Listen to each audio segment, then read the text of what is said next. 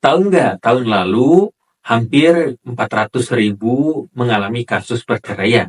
Dan mereka nggak nyangka bakal cerai, dan bukan soal cinta, tapi tentang emosi, tentang kematangan, kedewasaan, dan mental. Nah, kali ini kita akan membahas seputar penghancur kebahagiaan rumah tangga dan bahkan menyebabkan perceraian.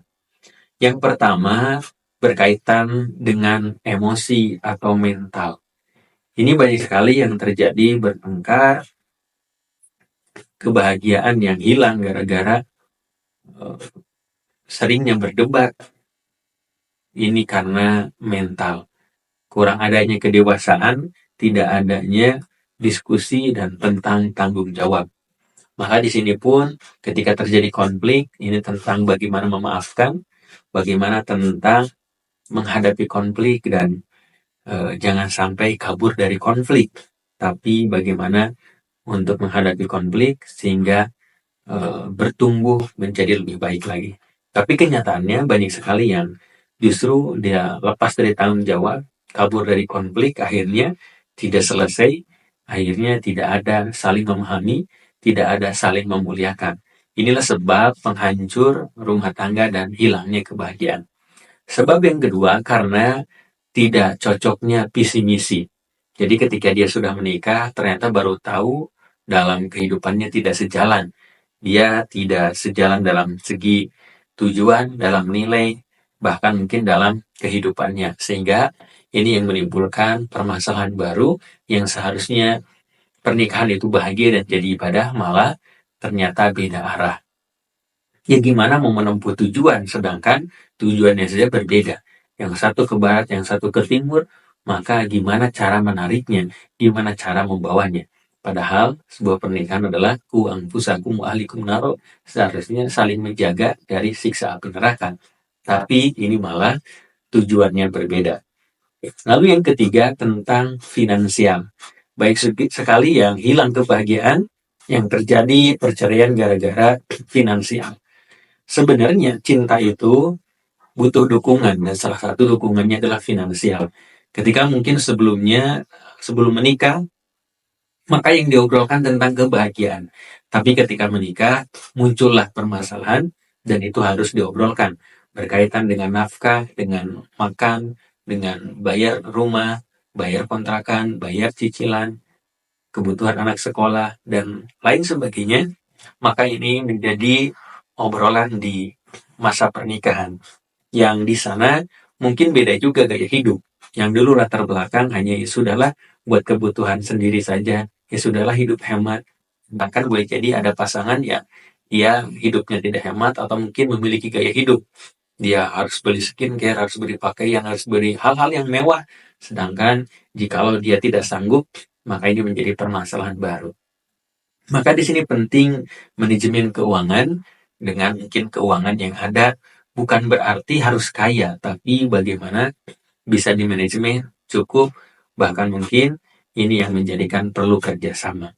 Terlebih lagi mau besar mau kecilnya, mau kaya atau sederhananya, ketika dimanajemen dan bekerja sama, itulah harusnya menjadi solusi dalam finansial keluarga.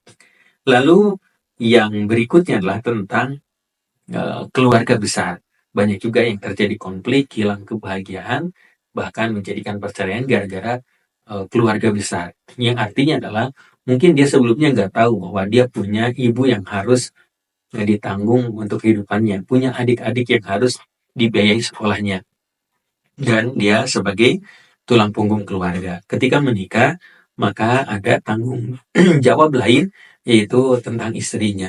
Nah, sehingga ketika itu belum didiskusikan, itu belum bagaimana ngobrol, maka bisa menjadi permasalahan. Karena ada mungkin barangkali yang tidak ridho, yang tidak siap mendukung keluarganya, sehingga inilah menjadi permasalahan.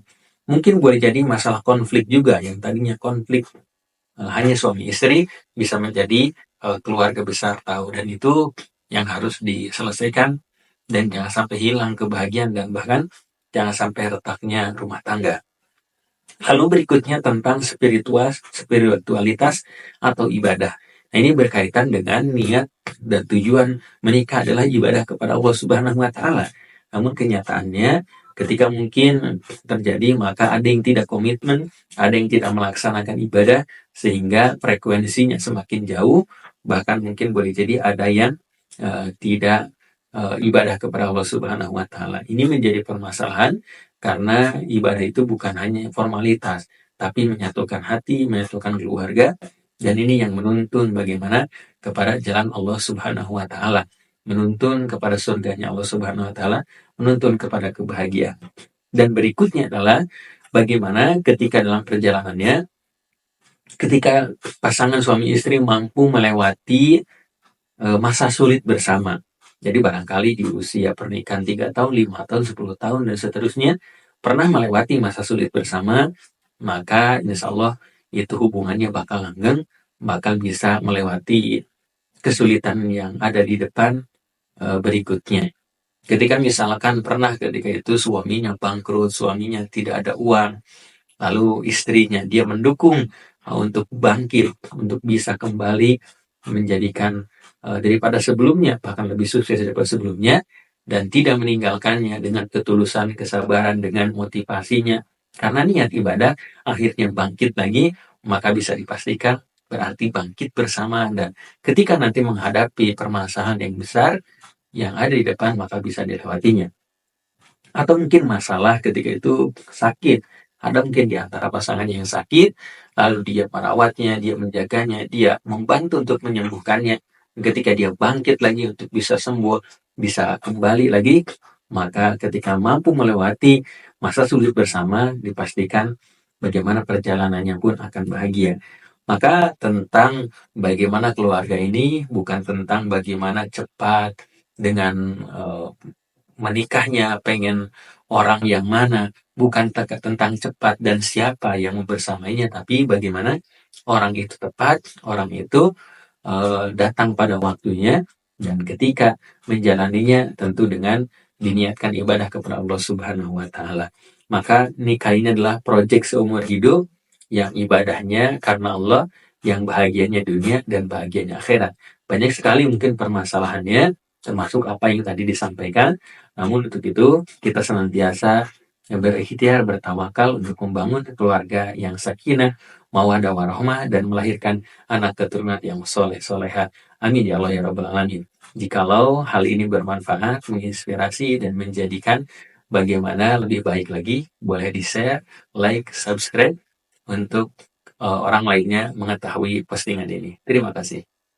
Oh iya, kami punya program Safari Dakwah bagi Anda yang memiliki masjid, majlis taklim, sekolah, dan lain sebagainya, berkesempatan untuk mengadakan kegiatan parenting, kajian Islam, seminar, dan lain sebagainya.